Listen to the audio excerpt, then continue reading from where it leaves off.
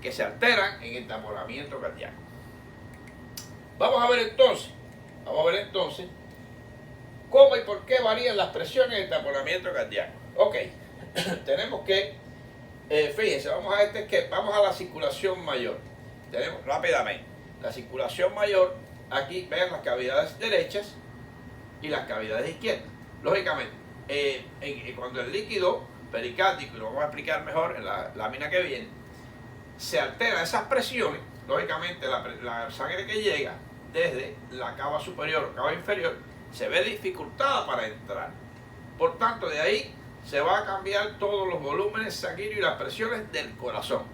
Y lo que entonces va a provocar que los distintos gastos cardíacos, ya sea de la pulmonar o de la aorta, van a variar. Y eso va a alterar las presiones. Prácticamente. Estas presiones normales que conocemos, esta presión de la aurícula de 4 a 6, va a aumentar un gran por ciento de presión. Vamos a ver cómo varía. Así que incrementa la presión venosa y caída de la presión aórtica y pulmonar, porque los volúmenes van a ser menos, va a manejar menos volumen y está apretado esos ventrículos. Por tanto, el gasto cardíaco cae y la presión esta de 100 a 120 va a bajar mucho, dando lugar a una hipotensión arterial. Esto es cuáles y por qué varían las presiones en el taponamiento cardíaco. Vamos a ir a esta lámina fabulosa que ustedes ven aquí, que aquí sí ya vamos a ir directo a la fisiopatología. Fíjense que este es el corazón normal. ¿Cómo funciona? Hay un retorno venoso o precarga, un volumen que recibe con las cavidades derechas, y hay un volumen normal.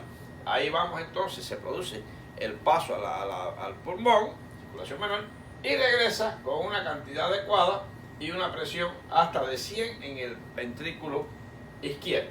Y de ahí unas 120 milímetros de mercurio, la presión arterial normal. ¿Qué quiere decir? Que el retorno venoso, la PVC, de 6 a 10 prácticamente acá, y una precarga normal. Y un gasto cardíaco o poscarga con presión de eyección de 120 milímetros de mercurio, como le decimos, todo esto va a ser normal. Y entonces se cumple la ley de Frank-Starling, que a una comodidad del corazón o mayor dilatación o relajación va a dar lugar a un mejor retorno venoso, ya sea en las cavidades derechas o cavidades izquierdas, y esto va a ayudar a que cuando se contraiga va a expulsar la mayor cantidad de sangre a una presión adecuada, y ahí tengo entonces lo que es la presión arterial adecuada. Nos vamos a la fisiopatología. Aquí varió la cosa. Cae el retorno venoso.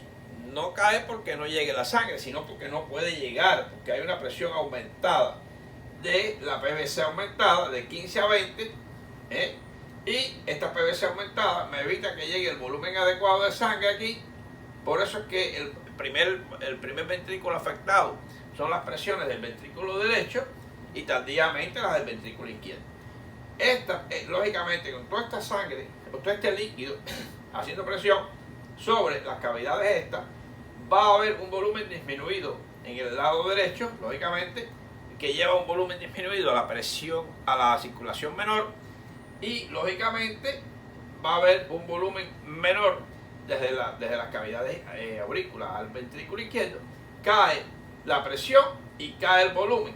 Por tanto, gasto cardíaco, la presión cae hasta de 90 a 100 como sistólica y menos también de ahí. El gasto cardíaco y la presión de eyección caen en las cavidades derechas. Y por el pericardio ocupado, por encima de 50 cc o más en esta área. Fíjense qué interesante, por eso es que se produce ese taponamiento cardíaco de forma aguda. Puede ser de forma aguda o de forma un poco más lenta.